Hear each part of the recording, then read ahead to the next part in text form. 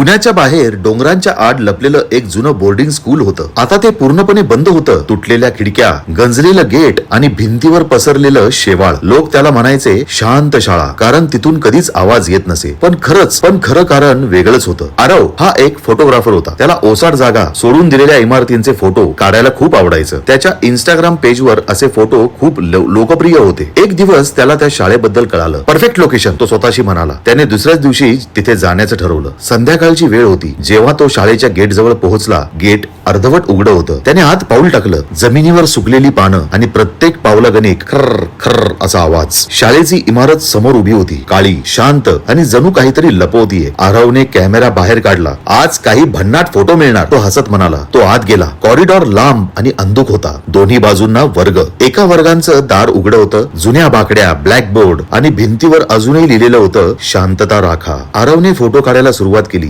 अचानक त्याच्या कॅमेऱ्यातून क्लिक आवाज आला. जरी त्याने बटन दाबलं नव्हतं तरी त्या कॅमेऱ्यातून क्लिक आवाज आला. तो थबकला. ग्लिच असेल, तो म्हणाला. पण स्क्रीनवर फोटो दिसत होता त्या वर्गाचा. पण त्या फोटोमध्ये एका बाकावर एक मुलगा बसलेला होता. आरवने मागे वळून पाहिलं. वर्ग तर रिकामा. पुन्हा स्क्रीनकडे पाहिलं. तो मुलगा अजूनही तिथेच. हळूहळू त्याच्याकडे पाहत आरवचा श्वास जड झाला. कोण आहेस तू, तो कुजबुजला. कोणतंही उत्तर नाही. अचानक क्लासरूमच्या कोपऱ्यातून हलकासा आवाज आला.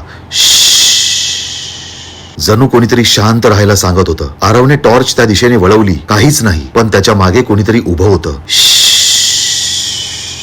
तो आवाज पुन्हा आला, यावेळेस अगदी कानाजवळ. आरवने झटकन मागे वळून पाहिलं. एक मुलगा, शाळेचा जुना युनिफॉर्म घातलेला, चेहरा फिकट, डोळे खोल. इथे आवाज करायचा नाही, तो मुलगा हळू आवाजात म्हणाला. आरव घाबरून मागे सरकला. तू इथे काय करतोयस? मुलगा हसला. आम्ही सगळे इथेच आहोत. अचानक कॉरिडॉर मध्ये पावलांचे आवाज घुमायला लागले. टक टक टक. जणू अनेक लोक चालत होते, पण दिसत तर कोणीच नव्हतं. मुलगा म्हणाला, क्लास सुरू होणार आहे. आरव गोंधळला. काय? उशीर झाला तर शिक्षा मिळते आम्हाला. त्या शब्दांनी वातावरण अजून थंड झालं. आरवने बाहेर पळून जाण्याचा प्रयत्न केला, पण कॉरिडॉर आता वेगळाच दिसत होता. सगळे दरवाजे बंद आणि भिंतींवर हातांचे ठसे, लहान आणि ओरखडे भरलेले. मला बाहेर जायचं आहे, तो ओरडला.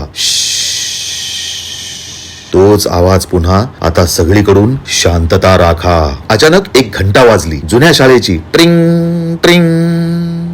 आणि सगळे दरवाजे एकदम उघडले. प्रत्येक वर्गात विद्यार्थी बसलेले, पण सगळे शांत, एकदम स्थिर. त्यांचे डोळे आरवकडे. कॉरिडॉरच्या शेवटी एक शिक्षिका उभी होती. तिचे केस लांब होते, चेहरा पांढरा आणि एक काठी तिच्या हातामध्ये होती. ती हळूहळू त्याच्याकडे चालत आली. तू नवीन आहेस? तिने विचारलं. आरव काहीच बोलू शकला नाही. ती हसली. मग नियम माहित नाहीत तुला? ती जवळ आली. इथे आवाज करायचा नाही. आरवने पळण्याचा प्रयत्न केला, पण त्याचे पाय जड झाले होते. विद्यार्थी उठायला लागले, हळूहळू हळूहळू, एका मागून एक, आणि सगळे त्याच्याकडे येऊ लागले. शांतता राखा.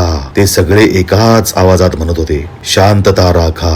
आरव ओरडला, मला जाऊ द्या. शिक्षिका थांबली. जा, पण एक अट आहे. काय? तो घाबरून म्हणाला. ती हसली. तुला इथेच राहावं लागेल, कायम. आणि अचानक सगळं अंधारलं. आरवची किंकाळी घुमली. काही दिवसांनी काही लोक त्या शाळेत फोटो काढायला आले. त्यांना तिथे एक कॅमेरा सापडला. त्यांनी तो चालू केला. शेवटचा फोटो कॉरिडॉरचा, आणि त्या फोटोमध्ये विद्यार्थ्यांच्या मध्ये आरव उभा, युनिफॉर्म मध्ये, चेहरा फिकट आणि डोळे रिकामे. त्या दिवसानंतर मात्र जर कोणी त्या शाळेत गेलं तर त्यांना भिंतीवर एक नवीन नियम लिहिलेला दिसतो, शांतता राखा, नाहीतर कायमचे इथेच राहा. आणि कधी कधी रात्री त्या शाळेतून घंटा ऐकू येते. टिंग ट्रिंग.